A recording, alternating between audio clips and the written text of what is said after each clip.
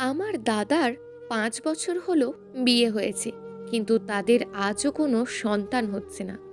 এই নিয়ে আমার ভাবি অনেক চিন্তা করত।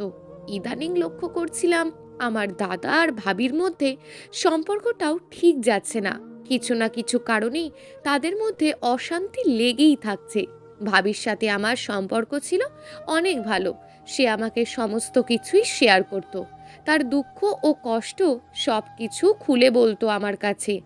একদিন সকালবেলায় যখন আমি স্নান করে পোশাক চেঞ্জ করছিলাম, ঠিক তখনই আমার ভাবি আমার রুমের মধ্যে ঢুকে পড়ে। আমি ভাবিকে দেখে একটু ইতস্তত হয়ে পড়ি, কারণ আমি সেই মুহূর্তে একটা ছোট প্যান্ট পরে দাঁড়িয়েছিলাম। আমার বয়স খুব বেশি না, 18 বছর, আর আমার ভাবির বয়স 25 বছর। বয়সের দিক থেকে দেখতে গেলে আমার ভাবি আমার থেকে অনেকটাই বড়। ভাবি রুমে ঢুকে দরজাটা বন্ধ করে দেয়। আমি তাকে বললাম, আরে ভাবি, দরজা বন্ধ করলেন কেন? তখন ভাবি বললেন, আমি তোর কাছ থেকে একটা জিনিস চাইবো, তোকে কিন্তু আমায় সেটা দিতে হবে।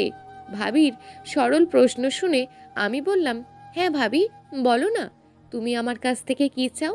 ভাবি বললেন, বলবো বলবো, এত তাড়া কিসে, এই তো আসলাম, এবার তো তোমার কাছ থেকে সেই জিনিসটা আমি নিয়েই যাব।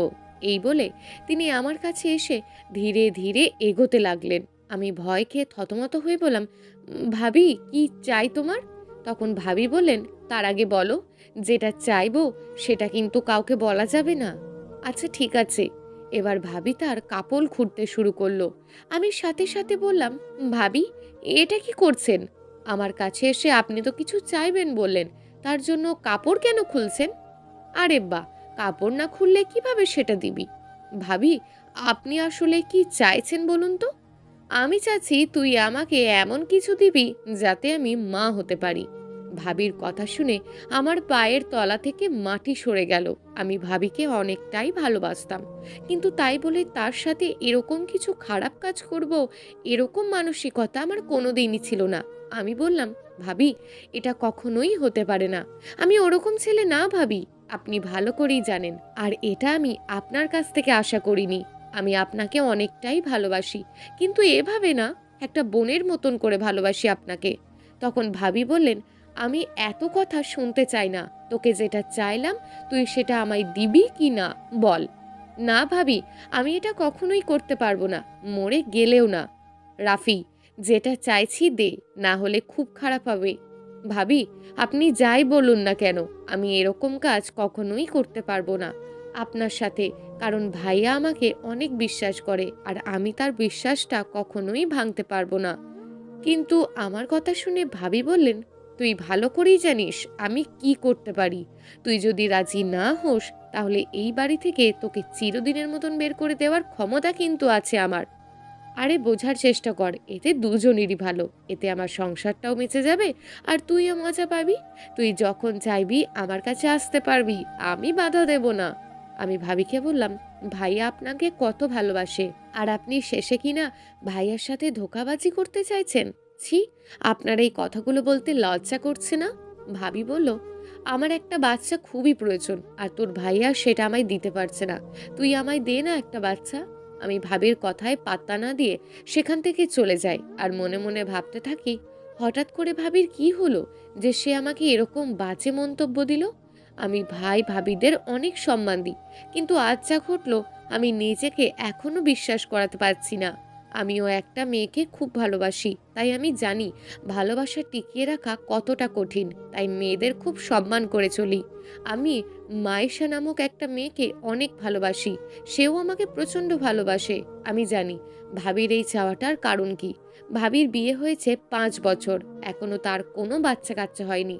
তিনি অনেক ডাক্তারের সাথে যোগাযোগ করেছেন, তবুও কাজ হয়নি। সমস্যাটা নাকি আমার ভাইয়ের। বাসায় আজ কেউ নেই, বাইরে গেছে শপিং করতে।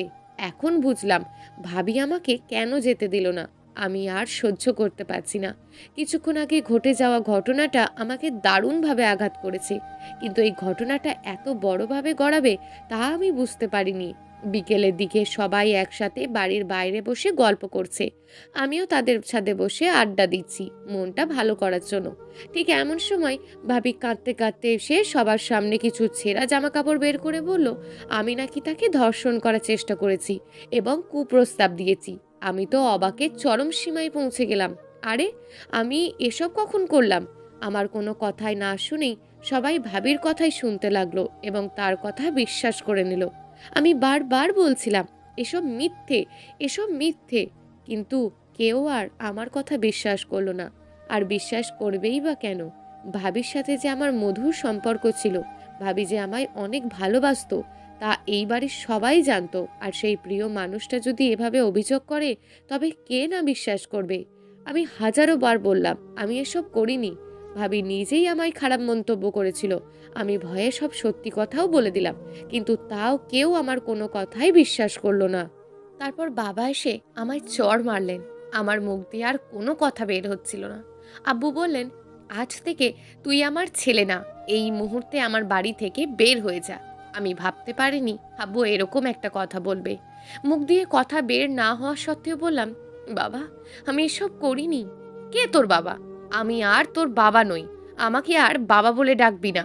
আমি আর কোনো কথাই শুনতে চাই না। তুই এই মুহূর্তে আমার সামনে থেকে চলে যা, না হলে এর ফল ভালো হবে না কিন্তু। তারপর আমি আমার মায়ের কাছে গেলাম। গিয়ে বললাম, মা, তুমি তো আমায় চেনো যে আমি এরকম কাজ কখনোই করব না। কিন্তু দেখলাম আমার মাও আমার থেকে মুখ ফিরিয়ে নিল। অতঃপর বাধ্য হয়েই রাস্তা ধরতে হলো। রাস্তা দিয়ে হাঁটছি আর ভাবছি, ভাবি এমনটা না করলেও পারতো। তিনি আবারও প্রমাণ করে দিলেন, তার চাওয়া পূরণ না হলে তিনি সব কিছু ছাড়খাড় করে দেন। পকেটে হাত ভরে দেখলাম বেশি টাকা নেই, শুধু 500 টাকা আছে। ভাবছি গ্রাম ছেড়ে শহরে চলে যাব। একটা বাসে করে চলে আসলাম। সেখানে যেতে যেতেই সব টাকা শেষ হয়ে গেল। খুব ক্ষুধা লাগছে, পকেটে আর একটা টাকাও নেই। অবশেষে পাশে থাকা একটা দোকান থেকে পানি পান করলাম। জানি না জীবনে কোন ভুল করেছিলাম যার শাস্তি আজ পেতে হচ্ছে। এসব ভাবতে ভাবতে ক্লান্তির মাঝে কখন যে ঘুমিয়ে গেছি মনে নেই। সকাল হয়ে গেছে। আমি এক বেঞ্চে শুয়েছিলাম। খুব খিদে লাগছে। এ ক্ষুধার ব্যথা যেন সহ্য করার নয়। তারপর আমি সোজা রাস্তা ধরে হাঁটতে লাগলাম। আমি চোখে যেন কিছুই দেখতে পাচ্ছি না, সব কিছু ঝাপসা লাগছে। এমন সময় পিছন থেকে একটা গাড়ি এসে আমায় ধাক্কা মারে। তারপর আমার আর কিছু মনে নেই। আমার যখন জ্ঞান ফিরল, তখন দেখলাম আমি একটা হসপিটালে। হসপিটালের চেহারা দেখে যা বুঝতে পারলাম, এটা কোনো সস্তার হসপিটাল না, এটা অনেক নামি দামি একটা হসপিটাল হবে। কিন্তু আমাকে এখানে কে নিয়ে আসলো? আর এই হসপিটালে দেওয়ার মতন টাকা তো আমার কাছে নেই। তাহলে আমি এখন এখান থেকে ছাড়া পাবো কি করে? কেবিন থেকে বেরিয়ে আমি একটু ঘোরাঘুরি করে হসপিটালের বিল মেটানোর জন্য গেলাম এবং সেখানে গিয়ে জানতে পারলাম কেউ একজন আমার সমস্ত বিল এবং ওষুধের খরচ দিয়ে দিয়েছে। আমি ভাবতে লাগলাম, কে আমার এত উপকার করলো? এই অচেনা শহরে কে আমার পাশে এসে দাঁড়ালো? এসব ভাবতে ভাবতে আমি আবার কেবিনে গিয়ে শুয়ে পড়লাম। কিছুক্ষণের মধ্যে আমি ঘুমিয়ে গেলাম শরীর অসুস্থ থাকার কারণে। ঘুম থেকে উঠতেই বুঝতে পারলাম আমার মাথায় কারোর হাত। পাশে দেখি একজন ভদ্রলোক আমার মাথায় হাত বুলিয়ে দিচ্ছে। আমি তড়িঘড়ি করে ওঠার চেষ্টা করলাম, কিন্তু সেই ভদ্রলোক আমাকে দেখে বললেন, বাবা, তুমি এখনো সুস্থ হওনি পুরোপুরি, তুমি শুয়ে থাকো। আমি অবাকের শেষ প্রান্তে পৌঁছে গিয়ে জিজ্ঞেস করলাম, আপনি কে আঙ্কেল? আপনাকে তো ঠিক চিনতে পারলাম না। আর আমি এখানে এলাম কিভাবে আঙ্কেল? আমি যে কিছুই বুঝতে পারছি না। আমাকে একটু বুঝিয়ে বলবেন? বাবা, আমি তোমাকে চিনি না, কিন্তু আমি একজন অফিস কর্মচারী। আমি আমার নিজের কাজে যাওয়ার সময় রাস্তায় দেখলাম অনেক মানুষের ভিড়। পরে ওখানে গিয়ে জানতে পারলাম একজন নাকি অ্যাক্সিডেন্ট করেছে, কিন্তু সেখানে কোনো মানুষই তাকে হসপিটাল নিয়ে যাওয়ার জন্য এগিয়ে আসছিল না। তাই সেই মুহূর্তে আমি তোমাকে এখানে নিয়ে আসি চিকিৎসার জন্য। এবার তুমি আমাদেরকে বলো বাবা, তোমার বাড়ি কোথায়? তোমার পরিবারের লোকজন কে কে আছে? তাদের ফোন নাম্বারটা দাও, আমি কল করে তাদের জানিয়ে দিচ্ছি তারা যেন তোমাকে এসে নিয়ে যায়। আঙ্কেলের কথা শুনেই আমার চোখ দিয়ে টপ টপ করে জল পড়তে লাগলো। আঙ্কেল আমার মুখ থেকে জিজ্ঞেস করলেন, কি হলো বাবা, তুমি কাঁদছো কেন? কিছু কি হয়েছে? আমাকে সব খুলে বলো। তারপর আমি আঙ্কেলকে বললাম, আঙ্কেল, আমার সবই আছে, পরিবার আছে, পরিবারের লোকজন আছে, কিন্তু এই মুহূর্তে এই পৃথিবীতে আমি সবচেয়ে একা। আজ আমার সবাই থেকেও যে কেউ নেই। কি বলছো এসব বাবা? আমি যে কিছুই বুঝতে পারছি না। তারপর আমি খুব কান্না করতে লাগলাম এবং হঠাৎ করেই আমার মাথা ব্যথা শুরু হয়ে গেল। তাই আঙ্কেল আমাকে আর কিছু বলতে বারণ করলেন এবং চুপচাপ শুয়ে ঘুমাতে বললেন। আমিও ঠিক তাই করলাম। এর পরদিন আঙ্কেল আমাকে নিয়ে তার বাসায় যেতে চাইলেন, কিন্তু আমি রাজি হলাম না। আমি আঙ্কেলকে বললাম, আঙ্কেল, আপনি আমার জন্য যা করেছেন তার ঋণ আমি কখনোই শোধ করতে পারবো না, কিন্তু আমি আপনার বাড়ি যেতে পারবো না। আঙ্কেল জিজ্ঞেস করলেন, কেন বাবা? আমার বাড়ি যেতে কি অসুবিধা আছে? আঙ্কেল, কোনো অসুবিধাই নেই, কিন্তু আমার মন সায় দিচ্ছে না। কিন্তু আঙ্কেল আমার কথা শুনলেন না। এক প্রকার জোর করেই উনি আমাকে হসপিটাল থেকে তার নিজের বাড়িতে নিয়ে গেলেন। সেখানে যেতেই আন্টি প্রশ্ন করলেন আঙ্কেলকে, কে এই ছেলে? তারপর আঙ্কেল সব কিছু আন্টিকে খুলে বললেন। আমার সাথে দেখা, আমার অ্যাক্সিডেন্ট, হসপিটালে ভর্তি, সমস্ত কিছু আন্টিকে জানালেন। সব কিছু শুনে আন্টি বললেন, বাবা, ভিতরে আসো। আজ থেকে তুমি এখানেই থাকবে। কোনো অসুবিধা হলে আমাদেরকে জানাবে। তারপর আন্টি আমাকে অনেক কিছু খেতে দিলেন এবং একটা রুম দেখিয়ে দিলেন, যেটাতে আমাকে থাকতে দিলেন। আমি ওখানেই থাকতে লাগলাম। দুদিন পর হঠাৎ করেই নিজের অতীত মনে করে ভীষণ কষ্ট পাচ্ছিলাম এবং ভাবির করা আমার সাথে অন্যায় ভীষণ কষ্ট দিচ্ছিল আমায়। সহ্য করতে না পেরে আমি কান্না করে ফেলি। আর ঠিক সেই মুহূর্তে আন্টি আমাকে দেখে ফেলে এবং তাড়াহুড়ো করে আমার কাছে এসে আমায় জড়িয়ে ধরে জিজ্ঞেস করে, বাবা, তুই কাঁদছিস কেন? আমায় বল। আন্টিকে বললাম, না না, তেমন কিছু না, এমনি চোখে কি যেন পড়েছে। আন্টি আমায় বলেন, বাবা, তুই আমাকে নিজের ভাবিস না, তাই না? আমি যদি তোর সত্যি সত্যি আম্মু হতাম, তুই কি কখনো আমার কাছ থেকে কিছু লুকাতে পারতিস? আমি যে একজন মা, আমি তো জানি তার ছেলের যদি কিছু হয়ে থাকে। বল না বাবা, আমায় সব খুলে বল।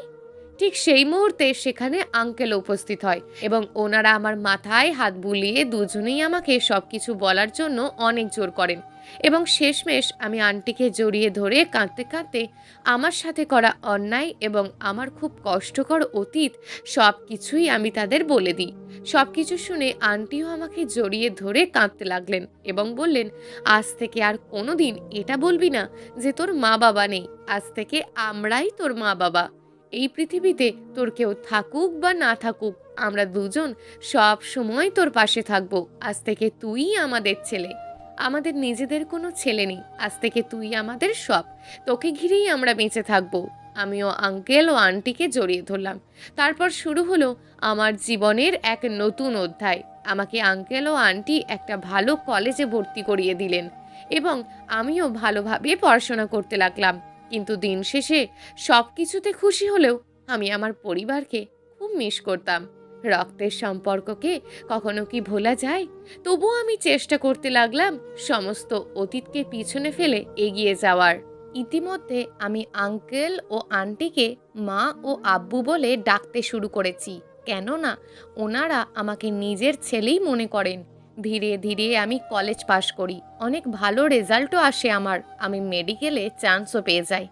আমার নিজের আব্বু একদিন চেয়েছিলেন আমি একজন নামকরা ডাক্তার হব, কিন্তু ভাগ্য আমাকে কোন জায়গায় এনে দাঁড় করালো। সেই বাবার মুখ তো দূরের কথা, ছায়াও দেখতে পাই না।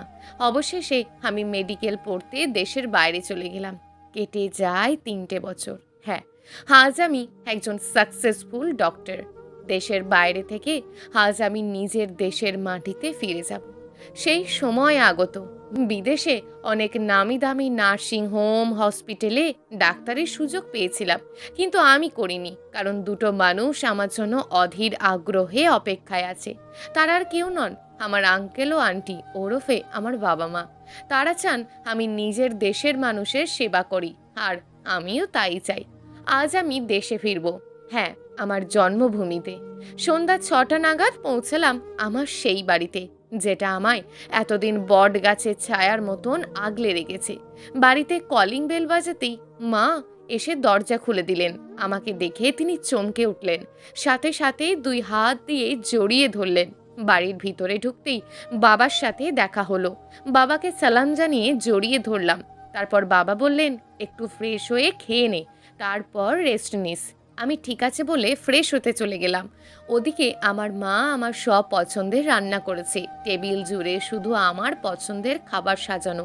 আমি ফ্রেশ হয়ে এসে টেবিলে বসতেই চমকে উঠলাম, এত খাবার! মা আমার পাশে বসে আমার মাথায় হাত বুলিয়ে দিতে দিতে বললেন, কতগুলো বছর তোকে নিজের হাতে রান্না করে খাওয়াইনি বাবা, খুব মনে পড়তো তোর কথা। আমি মাকে বললাম, আমিও তো কতদিন তোমার হাতে রান্না খাইনি মা, আমিও তো খুব মিস করতাম। বাবা বললেন, হয়েছে, মা ছেলের আদর, খাবারগুলো যে ঠান্ডা হয়ে যাচ্ছে। আমি তাড়াহুড়ো করে খেতে শুরু করলাম। সেই 3 বছর পর পুরনো একই স্বাদ। মা আজও মনে রেখেছে আমার পছন্দ অপছন্দ। সত্যি, মা তো মাই হয়, সেটা সে যেমনই হোক। খেয়ে দিয়ে রাতে শুয়ে পড়লাম। ক্লান্ত থাকার দরুন ঘুমিয়ে পড়লাম। পরদিন সকালে জয়েন করলাম আমার নতুন হাসপাতালে। দেশের মানুষের সেবা করতে পেরে নিজেকে ধন্য মনে হচ্ছে।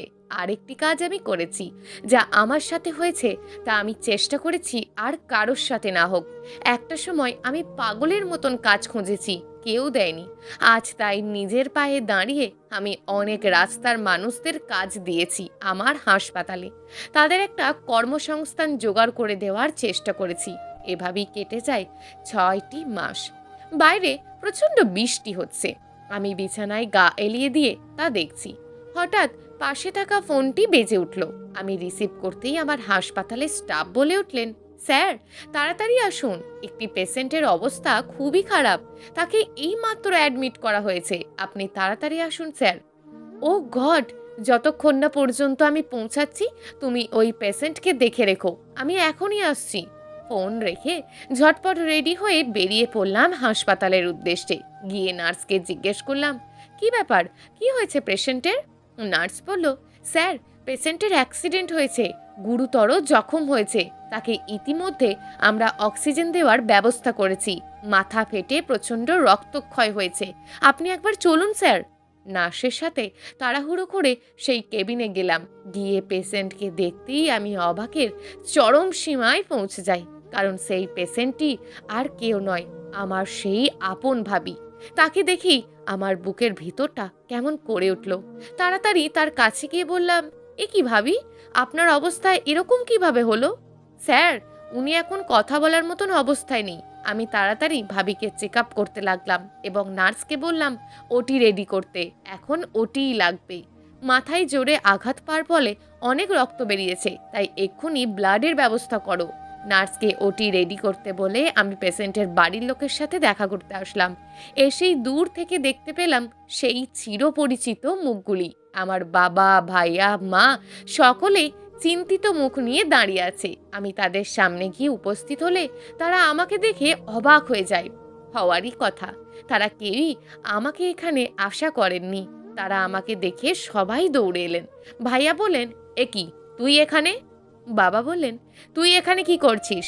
তখন নার্স এসে বললেন, স্যার, ওটি রেডি, আপনি প্লিজ আসুন।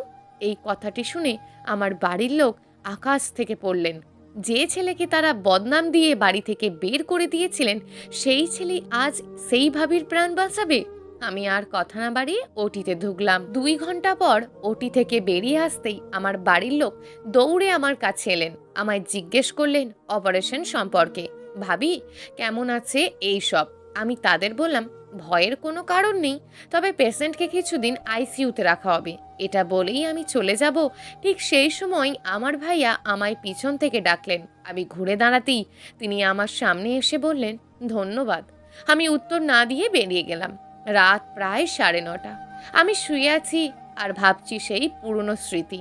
হাসপাতালে ফোন করে খবর নিলাম ভাবি কেমন আছে, কিছু অসুবিধা হলে যেন সাথে সাথেই আমায় ফোন করে, বলেই ফোনটা রেখে দিলাম। আজ চোখের পাতায় একটুও ঘুম নেই। আমার মা এসে বসলেন আমার পাশে। বাবা, কি রে, কি হয়েছে, কি নিয়ে এত চিন্তা করছিস? না মা, তেমন কিছু না। বাবা মার থেকে কিছু লোকাস না। বাবা, মার থেকে কিছু লোকাস না, বল আমায়, কিছু সমস্যা হয়েছে? মা, আজ হাসপাতালে একজন পেশেন্টের ওটি করেছি। হ্যাঁ, সে তো রোজই করিস, এতে সমস্যা কোথায়? না মা, সমস্যা নেই, তবে আজকের ওটির পেশেন্টটি কে ছিল জানো? তারপর একে একে সব ঘটনা আমি মাকে বললাম।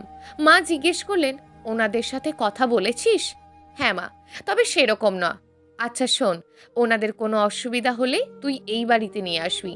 জানি ওরা তোর সাথে অনেক অন্যায় করেছে, ওপরবালার ওপর বিশ্বাস রাখিস, একদিন ওরা নিজের ভুল অবশ্যই বুঝতে পারবে। চিন্তা করিস না বাবা, শুয়ে পড়। মা এই বলে চলে যায়। আমি শুয়ে পড়ি। পরদিন সকালে আমি হসপিটালে গিয়ে ভাবির চেক আপ করছি। চেক আপ করে বাইরে বেরোতেই আমার ভাইয়া দাঁড়িয়েছিল, আমাকে দেখে জিজ্ঞেস করলেন ভাবির অবস্থা কেমন। আমি বললাম এখনো জ্ঞান ফেরেনি, তবে খুব তাড়াতাড়ি জ্ঞান ফিরবে, জ্ঞান ফিরলে আপনাদের জানানো হবে। ভাই আর কিছু না বলেই চুপচাপ ওখানে বসে রইলেন, কোনো কথা বললেন না। 24 ঘন্টা পর ভাবির জ্ঞান ফিরল। নার্স আমাকে ফোন করে খবরটি জানাতেই আমি তাড়াতাড়ি কেবিনে উপস্থিত হলাম।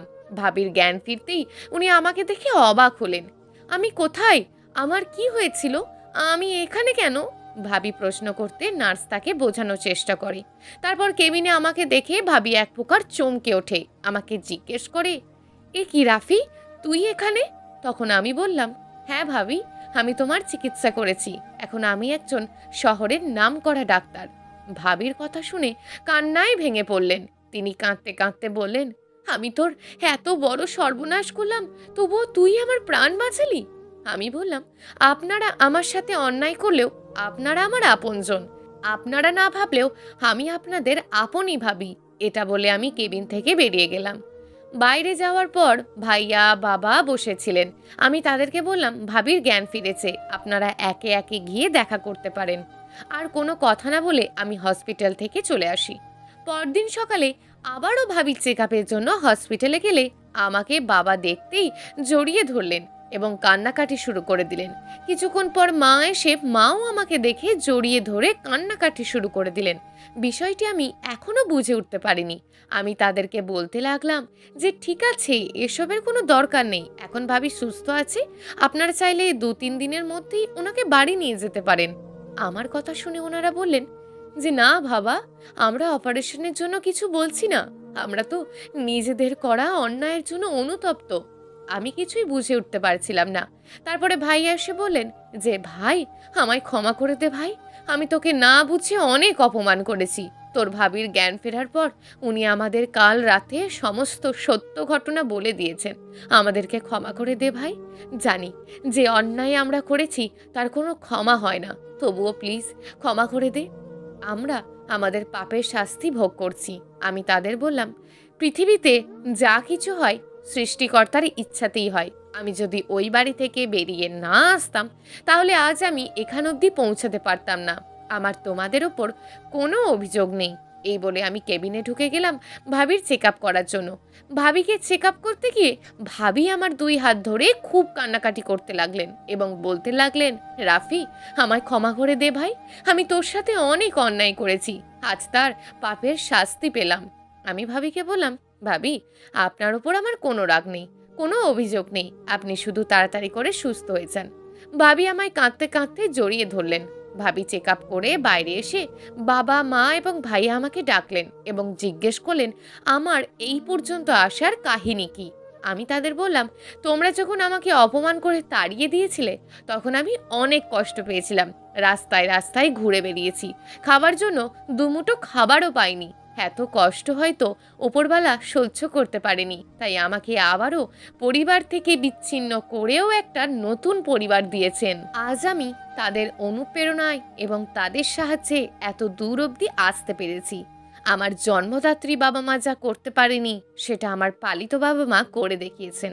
প্রতিটা মুহূর্তে ওনারা আমার সাথ দিয়েছেন, আমাকে নিজের ছেলের মতন করে ভালোবাসা দিয়েছেন, যত্ন করে বড় করে তুলেছেন, পড়াশোনা করিয়ে এই অবধি নিয়ে এসেছেন।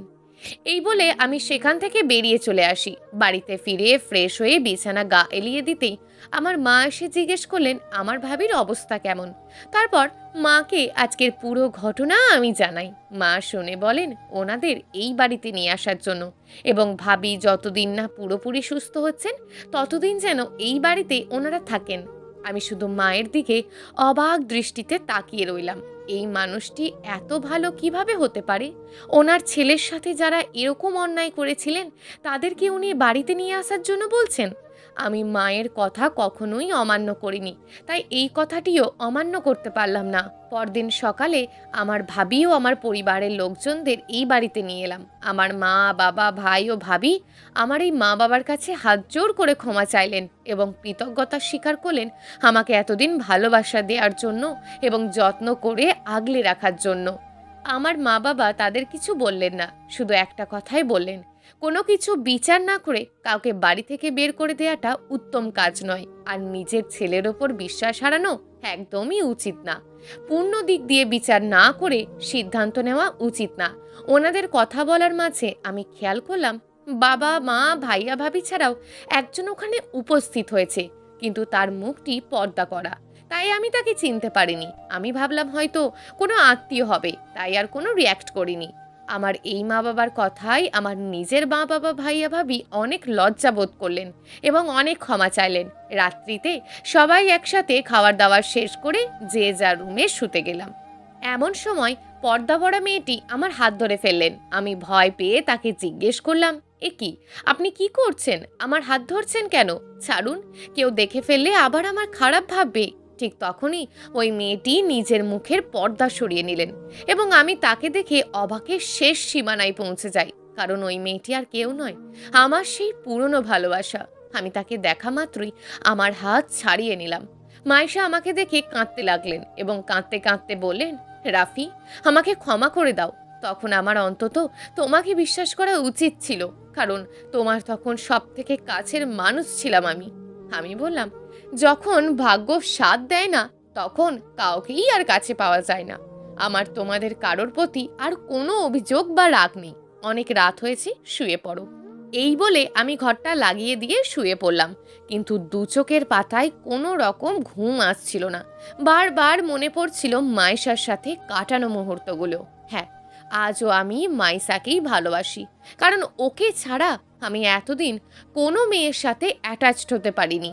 আর মাইসার চোখের জল বলে দিচ্ছিল ও আমাকে এখনো ভালোবাসে।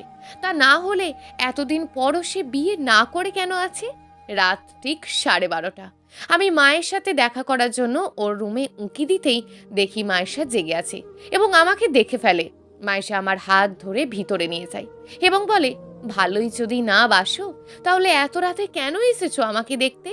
আমি আর থাকতে না পেরে মায়েশাকে জড়িয়ে ধরে ফেলি এবং বলি, এখনো আমার জন্যই অপেক্ষা করো? বিয়ে করনি কেন এখনো? মায়েশা কাঁদতে কাঁদতে বলল, কি করে করি বলো? তোমাকে ছাড়া যে আর কাউকে ভালোবাসতে পারিনি। তুমি চলে আসার পর তোমাকে অবিশ্বাস করলেও আমি তোমাকে কখনোই ভুলতে পারিনি। প্রতিটা রাতে আমি তোমায় মিস করেছি, তোমায় অনেক মনে করেছি, তাই আজও তোমায় ছাড়া অন্য কারোর সাথে কোনো সম্পর্কে জড়াতে পারিনি। এই বলে আমরা দুজন দুজনকে জড়িয়ে ধরলাম। হঠাৎই মায়েশা আমাকে ছেড়ে দিল। আমি অবাক হয়ে জিজ্ঞেস করলাম, কি হলো মায়েশা? মায়েশা আমাকে দরজার দিকে ইশারা করলো। আমি দরজার দিকে তাকিয়ে দেখি আমার মা, বাবা, ভাইয়া, ভাবি এবং আমার এই ঘরের মা বাবা সবাই দাঁড়িয়ে আছে। আমাদেরকে দেখে ওনারা ভীষণ খুশি হলেন। আমার এই মা বাবা জিজ্ঞেস করতেই আমার নিজের মা বাবা আমার ও মায়েশার সম্পর্কে সমস্ত কথা তাদের জানালেন এবং সবাই মিলে ঠিক করলেন আমার এবং মায়েশার বিয়ে দেবেন। কিছুদিন পর আমার ও মায়েশার বিয়ে হয়ে যায়।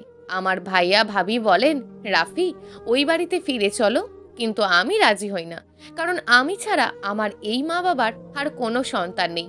তবে আমি এটুকু বলতে পারি, আমি ওখানে নিশ্চয়ই যাব, তবে সেটা চিরজীবনের জন্য না। আমি দুই জায়গাতেই থাকবো। আমার কথায় সবাই সম্মতি দিলেন। আমারও রাইসার বিবাহটা নিজের বাড়িতে হয়েছিল এবং রাইসাকে নিয়ে সেখান থেকে আমি আমার এই বাড়িতে চলে আসি। এখন আমার দুই পরিবার নিয়ে বেশ সুখে কাটছে দিন। দোয়া করবেন যেন আমি এইভাবেই আমার দুই পরিবারকে নিয়ে খুশি থাকতে পারি। প্রিয় দর্শক, যদি আজকের গল্পটি আপনাদের ভালো লেগে থাকে তাহলে ভিডিওটিতে অবশ্যই একটি লাইক করে আপনার মূল্যবান একটি কমেন্ট করুন। আর হ্যাঁ, চ্যানেলটিকে যদি সাবস্ক্রাইব করে না রাখেন তাহলে চ্যানেলটিকে অবশ্যই সাবস্ক্রাইব করে আমাদের পাশে থাকুন। দেখা হবে আগামীকালের নতুন এবং আকর্ষণীয় গল্প নিয়ে। ধন্যবাদ।